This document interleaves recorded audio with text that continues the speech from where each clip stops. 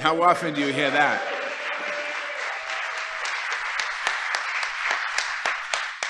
So I want to thank you, Mr. President, for hosting us all today, obviously, and your certainly unwavering commitment to America's workers.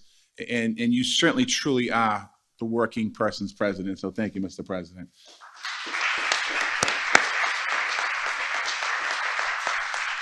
And I just want to thank you as well for the honor to lead with the Vice President, the White House Task Force on Worker Organizing and Empowerment.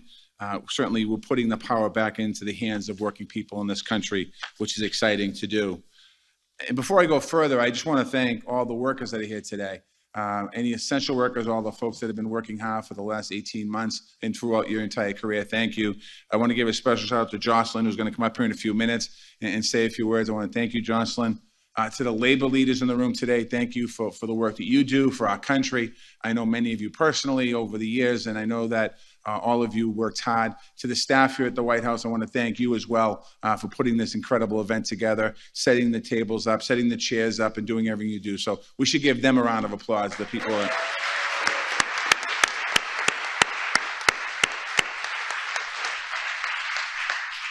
Labor Day has certainly been special to me. I grew up in a labor household. My father was a laborer. I joined the laborers union. I followed my father into Laborers Local 223 in Boston.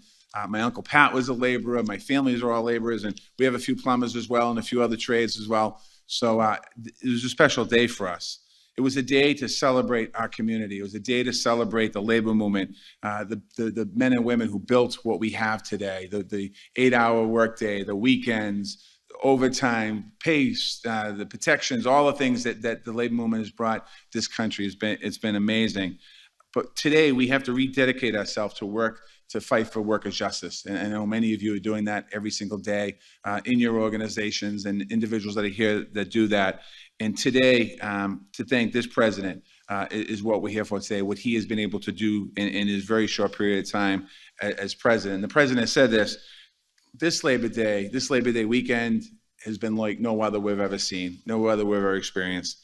Essential frontline workers have carried us on their backs from the beginning of the pandemic. We know that. People working in grocery stores, our nurses, our doctors, our first responders, our lunch monitors in our schools that went home and gave our kids that weren't going to school lunch every day. Those folks, we depended on them so much during the pandemic, but we depend on them every day before the pandemic, and we certainly depend on them every day now since the pandemic. It's never been more clear. Our economy, our community, our very own lives depends on working people. And that's something that is really important. We need to continue to talk about that. Our country will never and must never forget that, what the essential workers and workers have done in the last 18 months. For that reason, we are inducting essential workers of COVID-19 pandemic into the United States Department of Labor's Hall of Honor.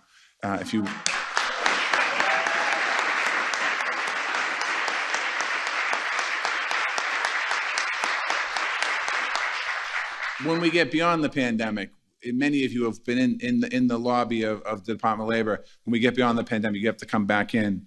You'll see legends on that wall. Legends like Cesar Chavez, legends like Mother Jones, legends like the 9/11 first responders that are on that wall. And everyone has a story behind what they've done for the labor movement or for working people in this country.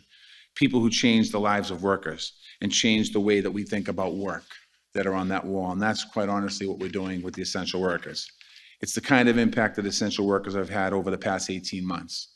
They're no different than anyone on that wall. They made a special impact and continue to make a special impact every single day. And that's why we owe working people more than a debt of gratitude. We owe them our commitment to fight for good jobs, for better wages and safe working conditions every single day, for affordable child care and elder care, for job training, physical and mental health care, dignified retirements, things that we fight for every single day, freedom from harassment, discrimination, or exploitation, and the right to join a union if they want to join a union. They should have that right.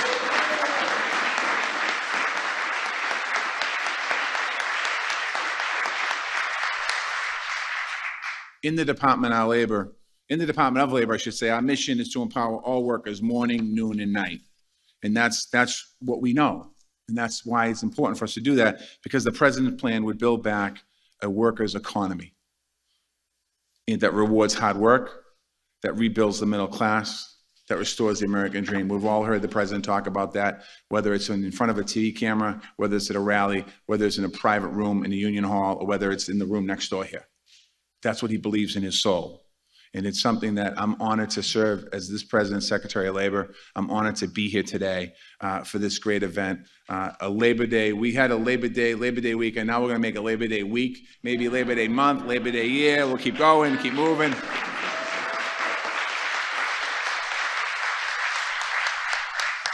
But I have the great honor to introduce a champion of workers and a good friend and a great labor leader, the new president of the Afl-Cio, Liz Schuler.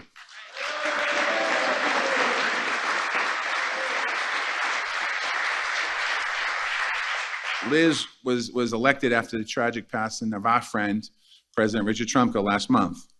It's a tough moment to step into the top position, but it's a critical moment in labor's history. There's no question about that. She's the right person for this job, and she's the right person to lead the labor movement. It's my honor to introduce the first woman ever to serve as the president of the Afl-Cio, Liz Schuler.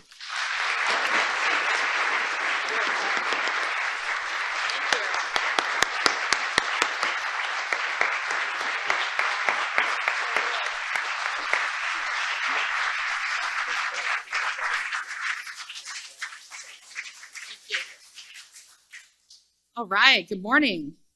Thank you so much, Secretary Walsh, and what an amazing morning to be in Labor's house. I like that, the White House, but Labor's house. I want to say thank you, President Biden. You are leading the most pro-worker, pro-union administration in history.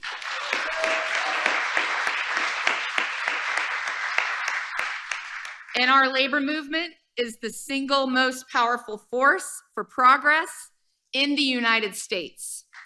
That's right.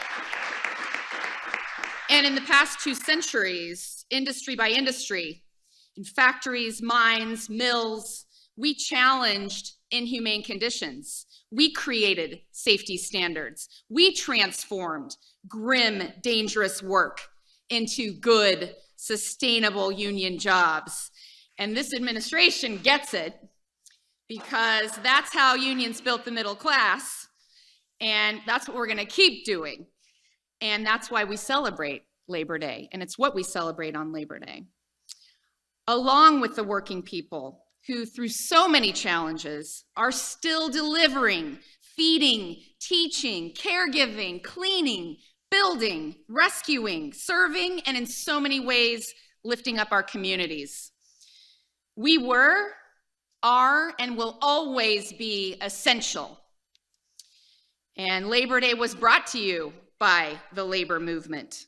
And we would say that's an innovation the labor movement brought, was the weekend, to make life better for everyone. And to meet this extraordinary moment, we are building a modern, inclusive labor movement, a movement in every sector, every community, with women and people of color moving from the margins to the center. And unions, because unions are the best way to guarantee equal pay, close the wage gaps, and fight discrimination at work.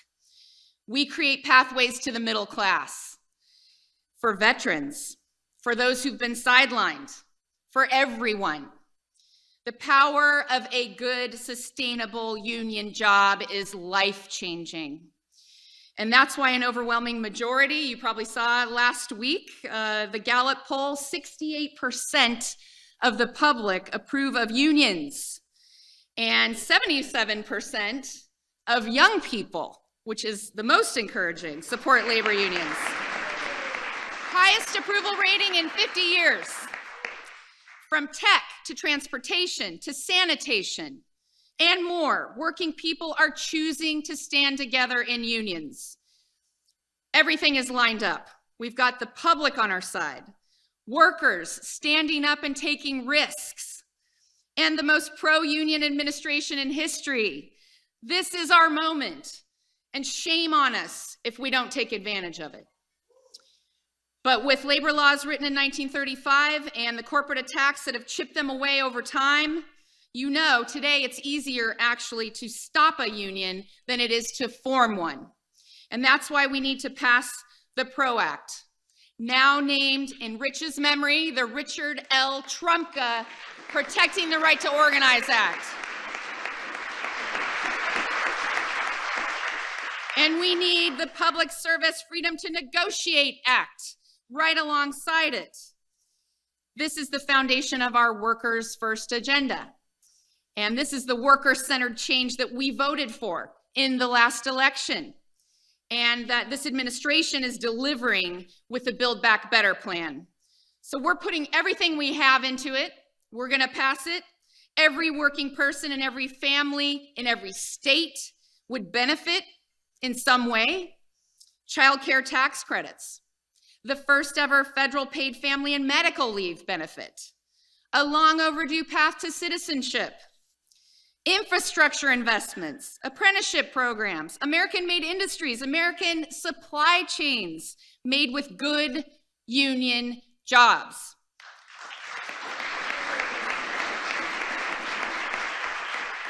That is the Biden-Harris vision for America's future.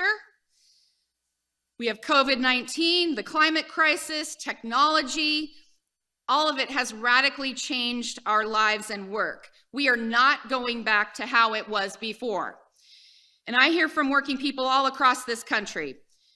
We won't risk our lives in this pandemic for an unreliable, low-wage job. Our system of care is broken, and it should be seen as critical infrastructure. And we shouldn't have to work 2 or 3 jobs just to make it. 1 job should be enough. And it's the labor movement that will lead the transformation. We are innovating and fighting for what will be the next weekend. And with the game-changing leadership of the Biden-Harris administration, we will build back better with unions. That's right. To win in America where every working person has the right to a good, sustainable union job. And with it, an expansive new American middle class. The labor movement is open for business. We're just getting started, folks. Thank you so much.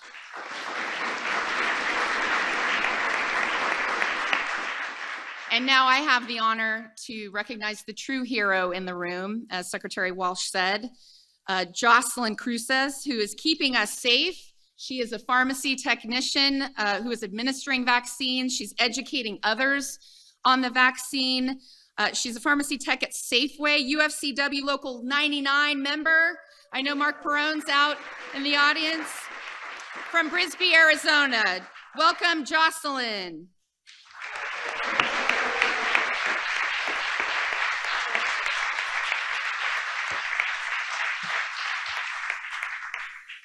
Hello and good afternoon. My name is Jocelyn Cruces, and I am an Arizona essential worker and member of the United Food and Commercial Workers Local 99, working as a pharmacy technician at a Safeway in Bisbee, Arizona. This past 18 months have been difficult and tested all of us in different ways. As a COVID survivor who was on oxygen for 30 days, I know in firsthand how dangerous this pandemic has been for workers like me, who couldn't stay at home and losing my beloved mother to this virus past last year. I also know how devastating it has been for so many families across the country. After I survived COVID, I was afraid to go back to work, knowing how real the danger was. But my union and my customers showed me so much love and support. They are the ones that helped me feel better when I got back to work. When the COVID-19 vaccine became available, I got it and decided to apply to administer the vaccine at Safeway and got certified by the state to help protect even more essential workers. I enjoy going to work every day now because I help save lives by administering vaccines and helping so many in my community to keep themselves, their families safe. I'm also thankful whenever I have the opportunity to share my story and help other people make the choice to get their vaccines. It is the best feeling. When I had COVID, I was worried I wouldn't make it. If you are not vaccinated, I hope my story inspires you to go get that vaccine. In this uncertain times, I'm thankful to our leaders who are standing up for all workers. Working parents like me need pro-work policies like the child tax credit. That is providing so much support and financial assistance that helps so many of us provide for our families. As COVID risks continue for workers like me, we need the Congress to do more by passing the Build Back Better legislation that would do much to support American working families. I'm so thankful to be able to share my story today at the White House and to be a voice for workers and labor across the country. It's now my honor to introduce the 46th President of the United States, Joe Biden.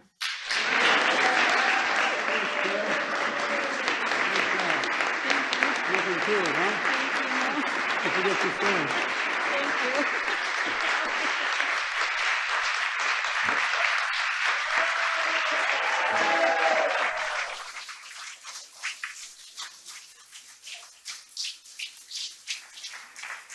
Jocelyn, please. Thank you, Jocelyn. Please sit down. Thank you. Nothing to it, is there, Jocelyn? Just walking in and standing at the podium and speaking in the White House? Nothing to it. You did a great job. Thank you. Thank you. Before I really begin, I want to say that I think one of the biggest things that's changed is my dear mother, God bless her soul, used to say, out of everything bad, something good will come if you look hard enough for it. And I think one of the good things that's come out of this god-awful crisis regarding COVID is ordinary people who never thought about the technician at the drugstore, never thought about the grocery store worker, never thought about what that firefighter has to do when they go in. They don't ask, do you have COVID or not? Never thought about the people who keep this country up and running before. I really mean this sincerely. It's not a political, it's a reality. And I think people went, whoa. And instead of, which was a good thing, banging pots and pans when people came back from rescuing other folks, I think they began to realize, this is part of the deal. And to use my dad's expression, and I mean it sincerely, and a few of you knew my dad, he said, everyone's entitled to be treated with dignity. And that's what the labor union is all about, dignity. It provides dignity for people who deserve to be treated differently. And I want to thank Jocelyn, and I want to thank President Schuler, Madam President. And I know you didn't expect to be in this role at this moment, but as I told you before, I believe that the future of American labor is in very good hands. I really mean it. Thank you.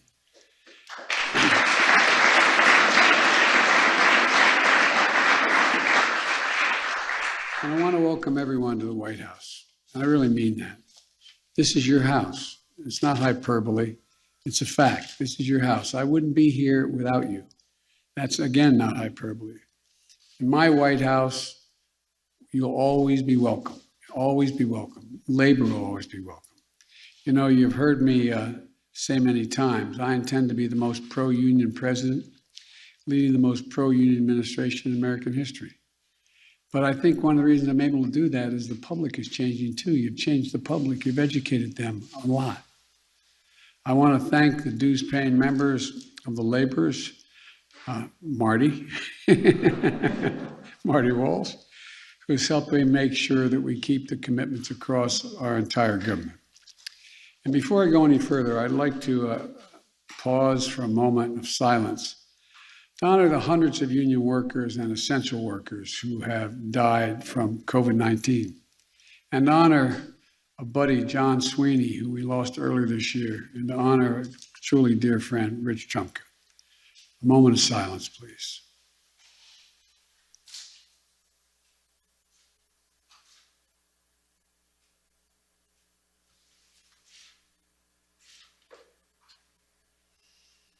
Thank you. This is real. One of the things I admired about Rich is that he understood what people in this economy are really facing. He, like most of you, felt it in his bones. He understood what had happened to workers in this country, like you do. I've got to know a lot of you really, really well. You just feel it. You taste it. You understand it. I get kidded by my staff for all these years, and I say, I trust the person most who arrives at the right decision when it starts in their gut, goes to their heart, and then they have the ability to articulate it because it goes to the brain. They're the ones that never back down. They're the ones that stay with you. The ones who arrive at it intellectually are the ones that first, I welcome that, but they're not the ones who are stay to the end.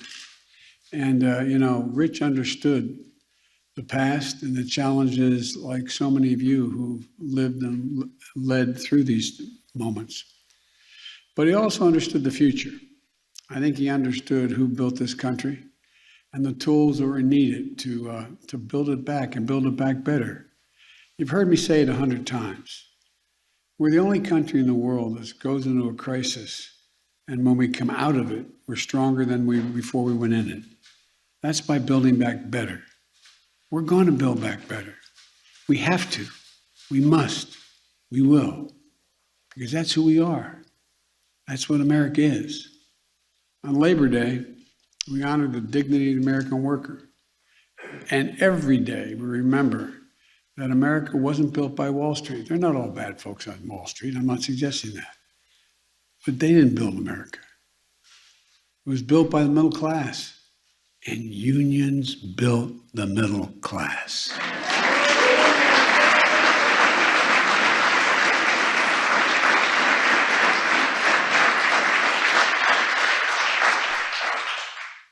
You gave workers a voice. All the way back from my great-grandfather Blewett, who was a mining engineer.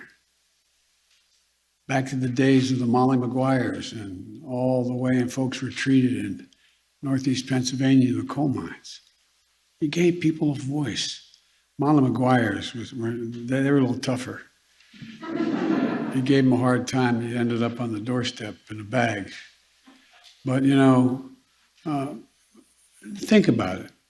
What are the basic things? My dad used to say, we just ought to give people ability to just be able to take a deep breath, have a little bit of breathing room. And what are those things? Well, healthcare, a pension, God willing, higher wages in a safer workplace, and protections against discrimination and harassment. That's not asking too much. We fundamentally transformed how we live and how we work in this country. The reason we have is because of the victories won by labor.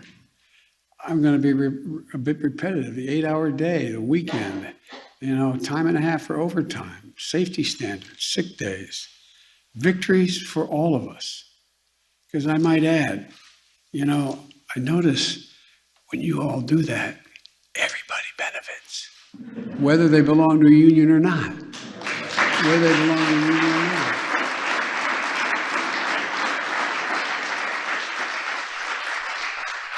When unions win, workers across the board win. That's a fact. Families win, community wins, America wins, we grow. And despite this, workers have been getting cut out of the deal for too long a time. From 1948, after the war, to 1979, productivity in America increased by more than 100%, while the pay for American workers grew by nearly 100%.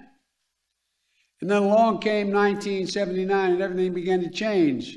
Productivity in the country has grown almost 4 times faster than pay since 1979. That means the workers have been given much more to their employers' bottom lines than they've gotten back in their paychecks, breaking the basic bargain of this country. The bargain was if you work hard and you contribute to the welfare of the outfit you work with, you got to share in the benefits. Well, that stopped for a long time. So you can carve out your piece of the middle class and make it a possibility. That's what got taken away for a lot of people.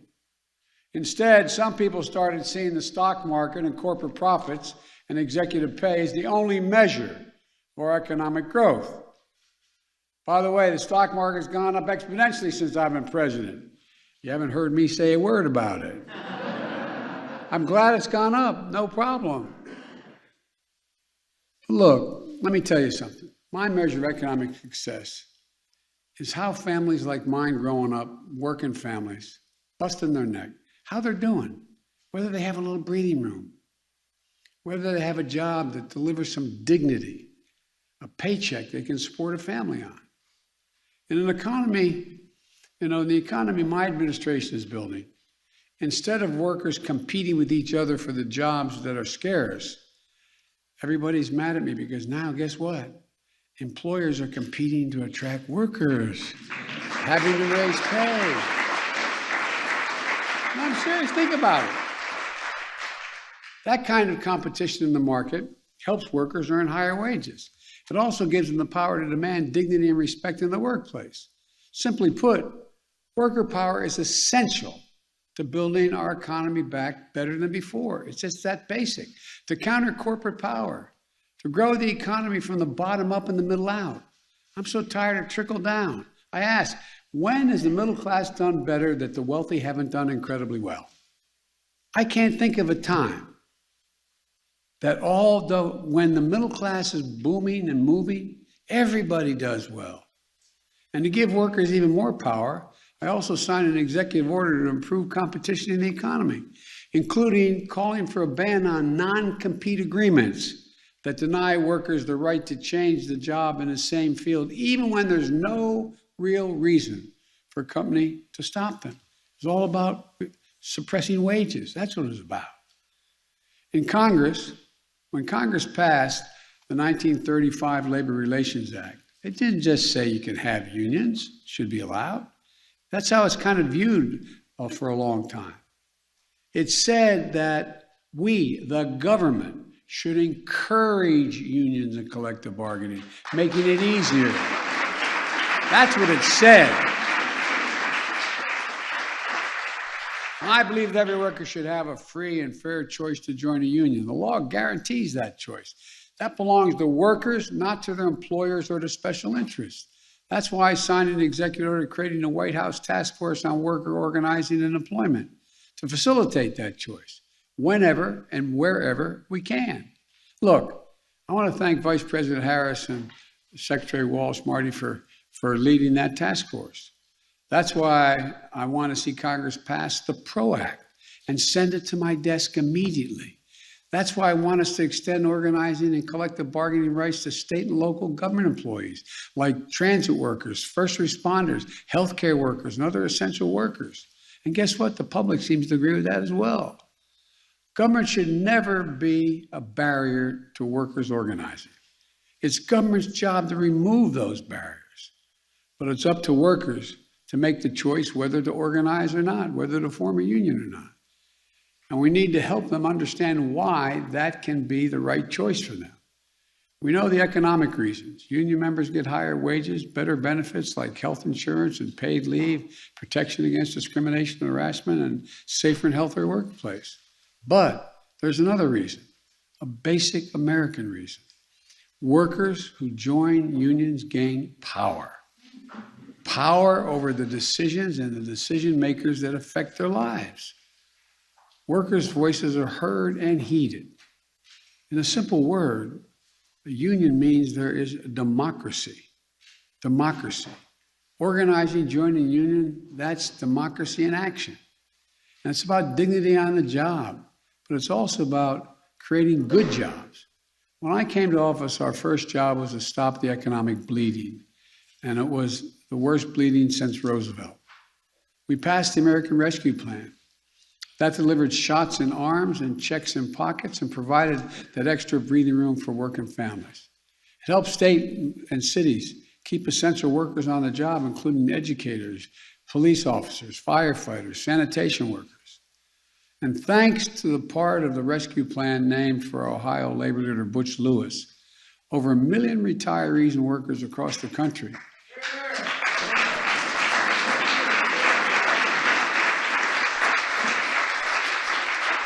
they can trust that the pensions they work for and sacrifice to secure will be there for them. You know,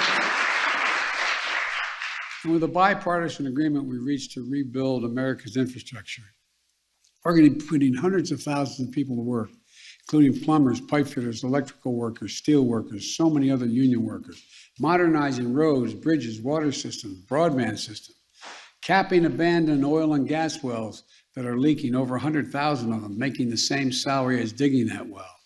It creates jobs for American workers and makes our cities and towns more resilient and better able to meet the climate crisis. And to keep those jobs here at home, when your government spends the taxpayer's dollar, it's going to buying American goods, made in America by American workers.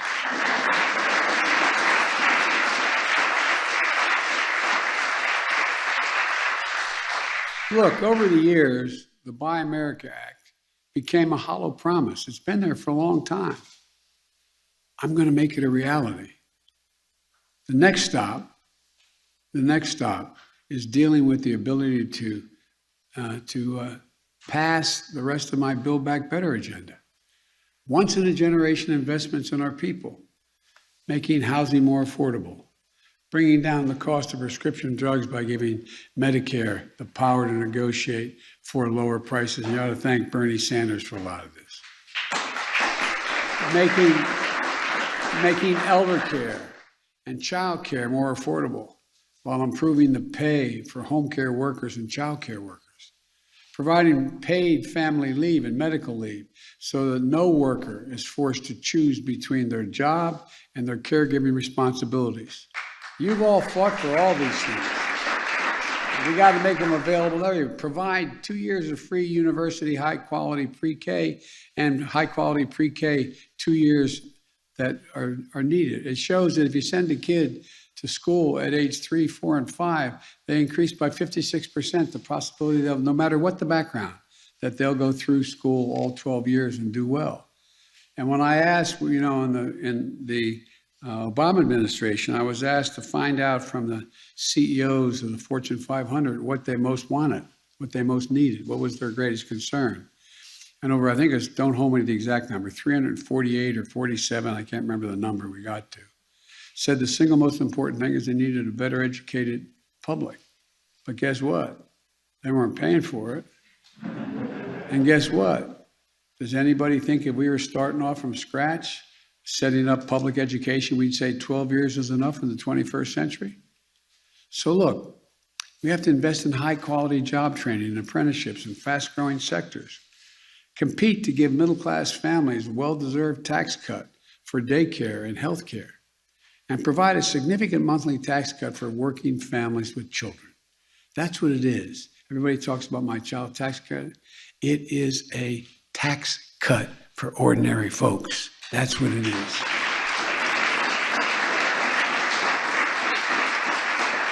And as part of that, I want us to see us finally provide dreamers, TPS recipients, farm workers, essential workers, a pathway to citizenship, bringing them out of the shadows so they can receive the protection and representation that our laws and our unions provide.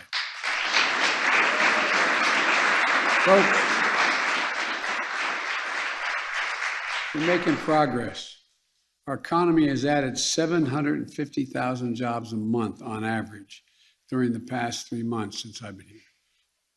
There are more than 4 million jobs since I took office.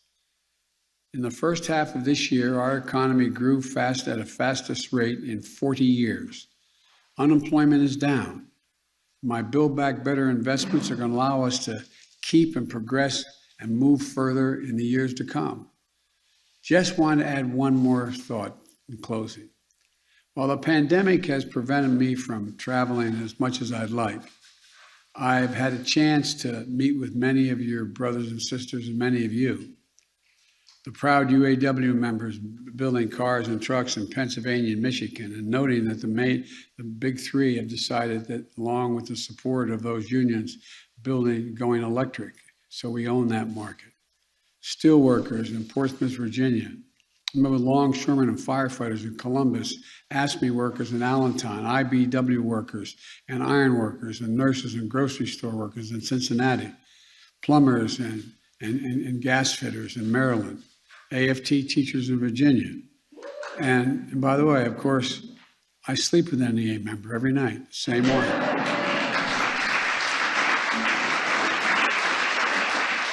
Same one. Jill had her first day of full-time teaching yesterday.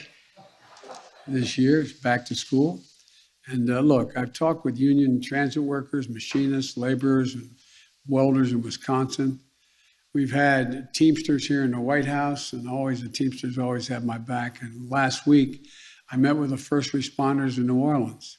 And on Monday, I dropped by some of the IBW linemen in Delaware, helping recover from Hurricane Ida. You know, in the last year has taught us anything. It's what's essential. And what's essential is you, not a joke. You and your union members. Wall Street could go on strike, but all of a sudden, in the middle of this Ida, every IBEW member resigned. We'd be in real trouble. I say that to make a generic point. I think we significantly underestimate, and I think even you guys sometimes underestimate, the incredible value you bring to the safety, security, and growth of the economy. You know, you're America's heart and you're America's soul. And we all need to fight as hard for them and work as hard for them as we can. And I want to say the press was very, not just the press, a lot of people were very skeptical that when I was talking about we had to deal with the environment, that labor would never help. Well, guess what? Labor's the reason it's working. Labor stepped up because you all understand, and I made a promise and I'll keep it, that what we're talking about here is when you think of global warming, think of jobs, all the jobs we're going to create, making us once again the fastest growing we are now and most competitive economy in the world. So folks, you do it all. I'm sorry to go on so long, but I can't thank you enough for all you've done for the country and what you've done for me over my career. You've educated me, you've brought me along, and you've always been there. Now, I'm supposed to stop and walk out of the room here. I'm going to stop, but with your permission, I'm going to walk into the room because I want to say hello to all. Thank you.